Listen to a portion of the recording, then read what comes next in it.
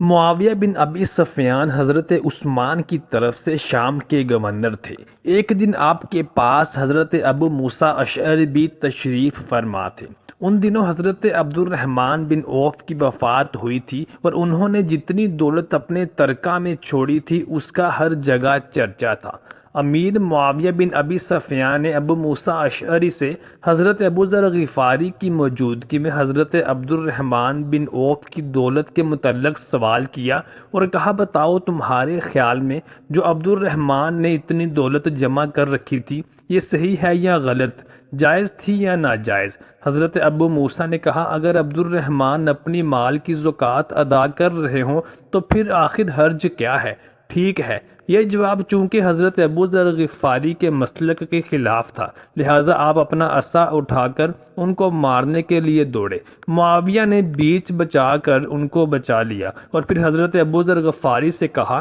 کہ جو کچھ آپ نے کیا صحیح نہیں تھا اور جو آپ نے ایک نظریہ قائم کر لیا ہے وہ بھی صحیح نہیں۔ اس معاملہ میں آپ دیگر صحابہ کرام سے اتفاق کریں اور پھر یہ بھی سوچیں کہ اگر ساری دولت ہی دینا درست ہو تو زکوٰۃ اور زکوٰۃ کے تمام مسائل تو محض بے فائدہ ہو گئے۔ اس مسئلہ میں چونکہ معاویہ سے اختلاف ہو گیا اور پھر یہ اختلاف بڑھتا گیا۔ بالآخر ابو ذر غفاری نے کہا کہ جب تک تم شام میں ہو خدا کی قسم میں شام میں نہیں رہوں گا۔ معاویہ بن ابی سفیان نے ساری کیفیت حضرت ابو ذر غفاری کے بارے میں حضرت عثمان کو لکھ کر بھیج دی۔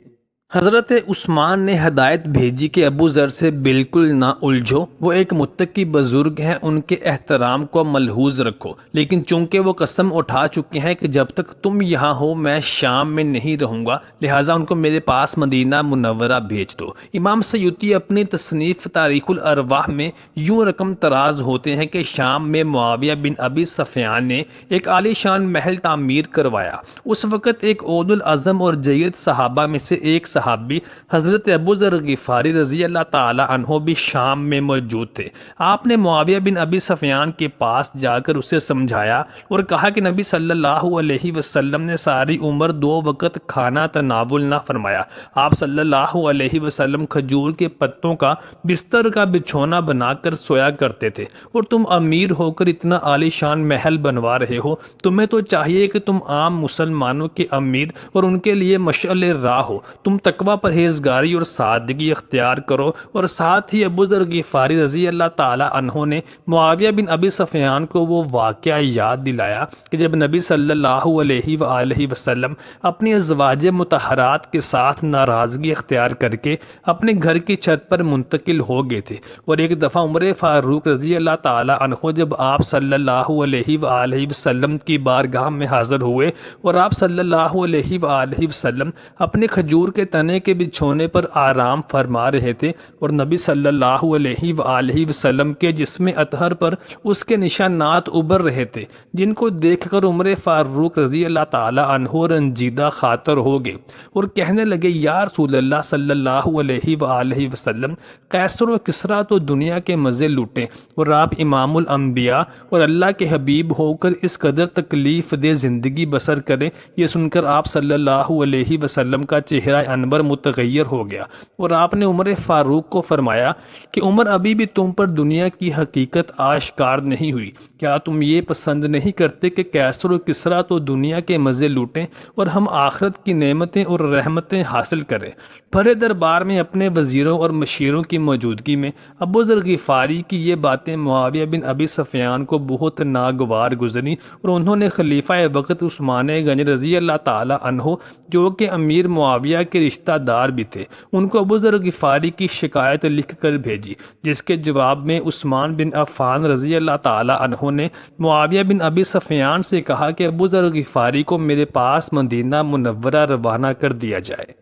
چنانچہ جب ابو ذر غفاری مدینہ منورہ روانہ ہوئے اور خلیفہ وقت کے پاس حاضر ہوئے تو عثمان غنی رضی اللہ تعالی عنہ نے سیدنا ابو ذر غفاری رضی اللہ تعالی عنہ سے کہا کہ آپ کو کیا ضرورت تھی معاویہ کو اس طرح سے کہنے کی؟ تو ابو ذر غفاری رضی اللہ تعالی عنہ نے عثمان غنی رضی اللہ تعالی عنہ کو بھی وہی جواب دیا جو معاویہ بن ابی سفیان کو دیا تھا۔ نبی کریم صلی اللہ علیہ وسلم کی زندگی کی سادگی بیان کی۔ یہ سن کر کر عثمان غنی رضی اللہ تعالیٰ عنہ نے اپنا سر جھکا لیا اور ابو ذر غفاری سے کہا کہ آپ مدینہ سے دور کسی اور علاقے میں تشریف لے جائیے، کیونکہ آپ کے یہاں رہنے سے لوگوں کے درمیان فتنہ اور فساد پیدا ہونے کا اندیشہ ہے۔ چنانچہ ابو ذر غفاری رضی اللہ تعالیٰ عنہ نے خلیفہ وقت کے حکم کے آگے اپنا سر تسلیم خم کیا اور مدینہ منورہ سے دور ایک نہایت ویران گاؤں میں اپنا بسیرا ڈال لیا۔ جب ابو ذر غفاری مدینہ سے واپس رخصت ہونے لگے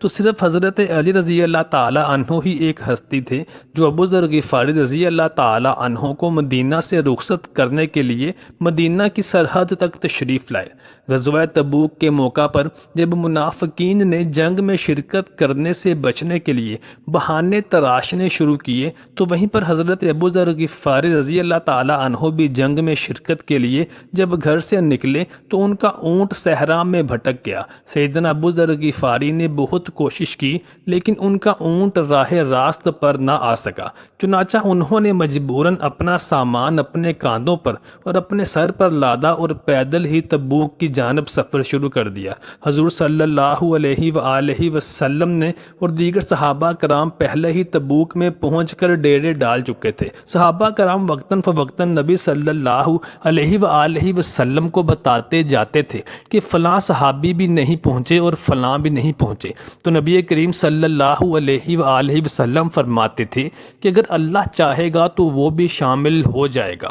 مگر جب کسی نے کہا کہ ابو ذر غفاری رضی اللہ تعالیٰ عنہ بھی نہیں ہیں تو نبی صلی اللہ علیہ وآلہ وسلم فکر مند ہونے لگے، کیونکہ آپ صلی اللہ علیہ وآلہ وسلم جانتے تھے کہ کوئی اور آئے نہ آئے ابو ذر پیچھے نہیں رہ سکتا۔ پھر دور سے لوگوں نے دیکھا کہ کوئی شخص اپنے کاندھوں پر اور اپنے سر پر سامان اٹھائے آ رہا ہے، تو نبی صلی اللہ علیہ وآلہ وسلم نے ارشاد فرمایا کاش یہ آنے والا ابو ذر غفاری ہو، یعنی نبی صلی اللہ علیہ وسلم خود بھی چاہتے تھے کہ ابو ذر غفاری پیچھے نہ رہے، اور جب ابو ذر غفاری رضی اللہ تعالیٰ عنہ قافلے کے پاس پہنچے تو سب نے ان کو پہچان لیا، تو نبی صلی اللہ علیہ وسلم نے ارشاد فرمایا افسوس ابو ذر غفاری اکیلا ہی آ رہا ہے اور یہ اکیلا ہی رہ جائے گا اور اکیلا ہی دنیا سے جائے گا۔ چنانچہ جب امیر المومنین حضرت عثمان رضی اللہ تعالیٰ عنہ نے ابو ذر غفاری رضی اللہ تعالیٰ عنہ کو مدینہ سے کسی دور مقام پر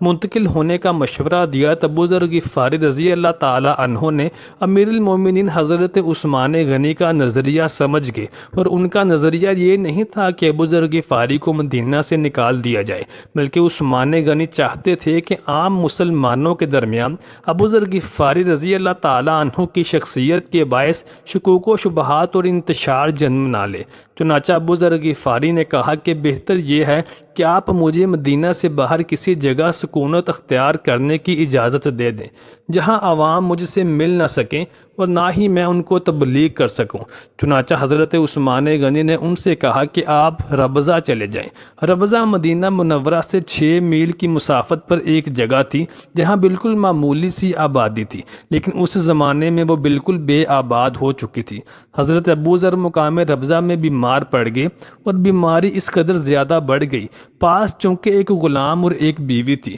ان کو فکر دامن گیر ہوئی کہ اگر خدا نخواستہ ان کی وفات ہو گئی تو ان کے کفن دفن کا بندوبست کیسے ہوگا۔ چنانچہ آپ نے اس بات کو بھانپ لیا اور کہنے لگے کہ جب میری موت ہو جائے تو میرے جنازے کو رستے پر رکھ دینا، مسلمانوں کا ایک قافلہ آئے گا، انہیں کہنا کہ یہ رسول اللہ صلی اللہ علیہ وسلم کے صحابی ابو ذر کا جنازہ پڑا ہے، اسے دفن کرتے جاؤ۔ چنانچہ آپ کی وفات ہو گئی، بیوی اور غلام نے مل کر غسل دیا اور کفن دے کر جنازہ راستے پر لا رکھا۔ حضرت عبداللہ بن مسعود عراقیوں کی جماعت کے ہمراہ عمرہ کرنے کے لیے تشریف لا رہے تھے۔ انہوں نے ایک عورت کو راہ پر کھڑے دیکھا تو پوچھا کون ہے؟ اس نے کہا ام ذر۔ آپ نے پوچھا ابو ذر کہاں ہے؟ تو انہوں نے کہا یہ ان کا جنازہ پڑا ہے، اسے دفن کرتے جاؤ۔ عبداللہ بن مسعود دھاڑے مار مار کر روئے اور جنازہ پڑھ کر ان کو دفن کیا، اور پھر اپنے ساتھیوں کو رسول اللہ صلی اللہ علیہ وآلہ وسلم کی وہ پیش گوئی بتائی کہ ابو ذر تو خدا کی راہ میں اکیلا سفر کرتا ہے، اکیلا ہی مر جائے گا اور اکیلا ہی اٹھایا جائے گا۔ محترم ساتھیوں، اللہ تعالیٰ سے دعا ہے کہ اللہ تعالیٰ ہمیں بھی ابو ذر غفاری جیسا سچا اور پکا عاشق رسول اور مسلمان بنائے۔